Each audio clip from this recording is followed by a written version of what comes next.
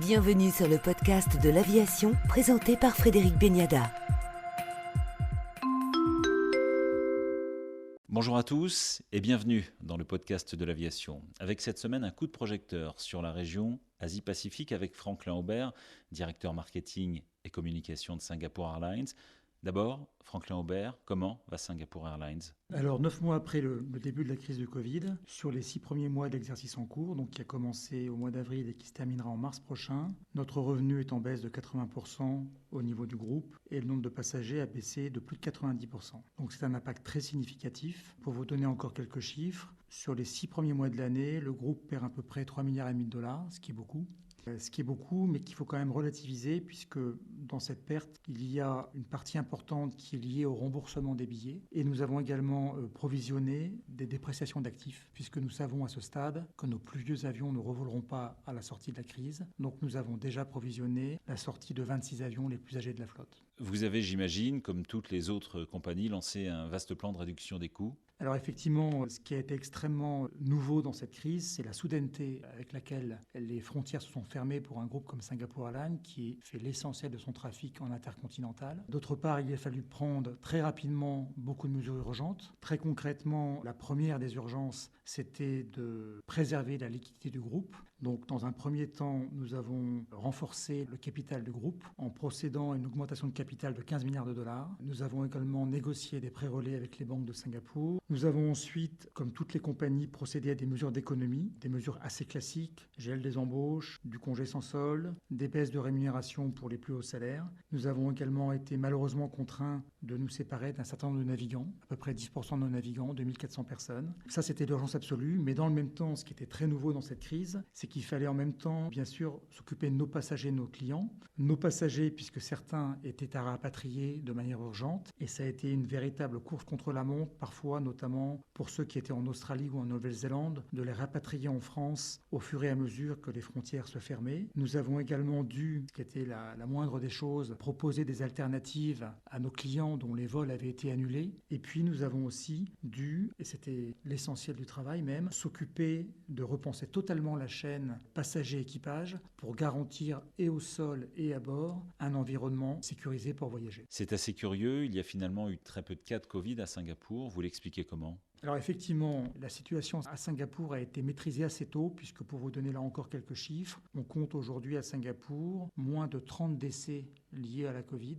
et environ 60 000 personnes atteintes. Comment est-on arrivé à ce résultat ? Par des mesures extrêmement contraignantes de confinement, de traçabilité. Les Singapouriens sont des gens assez obéissants en règle générale. C'est un petit pays, 6 millions d'habitants, donc c'était relativement facile à mettre en œuvre. Donc aujourd'hui, on peut considérer que la situation est sous contrôle à Singapour. La grande difficulté aujourd'hui pour le pays, qui est un tout petit pays, qui n'a pas de trafic domestique, c'est effectivement de relancer le trafic avec des pays qui sont dans des situations extrêmement disparates au niveau sanitaire. Il y a eu plusieurs dispositifs mis en œuvre. Le premier, qu'on appelle l'Air Travel Pass, en fait consiste à proposer à des pays qui sont dans des situations sanitaires relativement équivalentes à celles de Singapour, c'est-à-dire très peu de cas. C'est par exemple des pays comme l'Australie, la Nouvelle-Zélande, la Chine, de pouvoir venir à Singapour à la fois pour du business ou pour du loisir, sans avoir à affronter la quatorzaine obligatoire. L'autre système, ça a été par exemple de proposer à des pays qui étaient également dans des situations de contrôle sanitaire comme la Malaisie, l'Indonésie, l'Allemagne, des systèmes également qui permettaient en fait d'échapper à la quatorzaine obligatoire à Singapour, tout en acceptant pour les passagers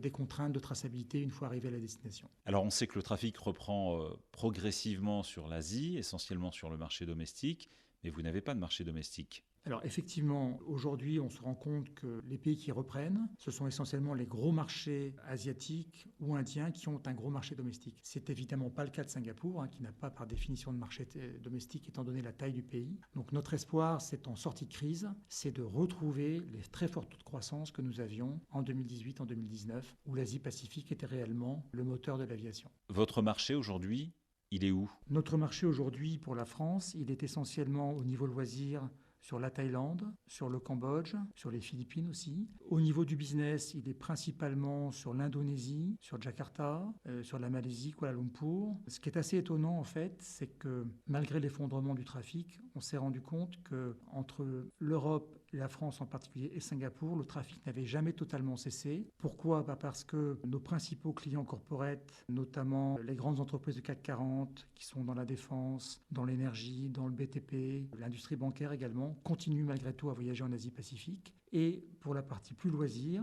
nous nous sommes rendus compte que finalement, il y avait un trafic à minima de binationaux, de voyageurs affinitaires, ce qu'on appelle le VFR dans notre marché, d'étudiants qui continuaient malgré tout à voyager, certes en des proportions moindres, mais mine de rien qui justifiaient le maintien de certaines liaisons. Vous êtes Singapore Airlines, l'une des rares compagnies avec Emirates notamment, à avoir conservé vos A380. Pour quelle raison ? Alors, nous, effectivement, Singapore Airlines a conservé ses A380. Pour être très précis, ils ne volent pas à ce jour. Nous avions 19 avions avant la crise, 19 A380. Nous avons décidé d'en garder 12, les plus modernes, les plus récents. Ils sont aujourd'hui maintenus au sol à Singapour ou dans le désert australien, en attendant une reprise du trafic qui justifierait la mise en place de gros modules comme le 380 ou comme le 777-300R également. L'idée aujourd'hui, en termes de flotte, pour Singapore Airlines, c'est de se concentrer sur les avions les plus performants de la flotte. En pratique, ce sont les biréacteurs les plus modernes, que sont le 350-900 ou le 787, que nous opérons tous les jours, notamment tous les jours aujourd'hui entre Paris et Singapour avec un 350-900. Pour donner quelques chiffres des ordres de grandeur, là encore, ce sont des avions qui vous permettent, pour le 350-900, un taux d'émission environ inférieur à 25% par rapport aux avions d'ancienne génération. Autre caractéristique très importante pour nous, c'est la 350 est un avion qui offre un très bon mix entre le cargo et le trafic passager. Aujourd'hui, c'est vrai que le gros de la demande, notamment sur l'axe Paris-Singapour, c'est le cargo. Au mois de décembre, la dizaine de lignes que nous opérons entre Singapour et l'Europe avait un taux d'occupation à 95% cargo.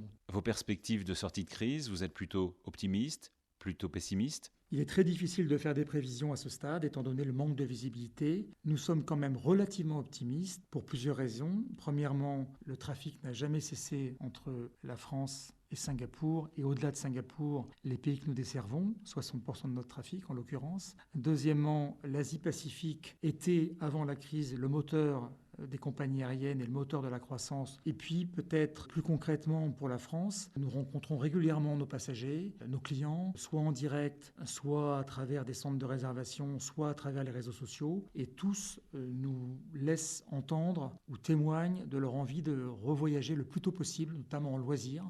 Je pense qu'on peut être, si la situation ne se dégrade pas, espérer une reprise progressive à partir de la deuxième partie de l'année 2021.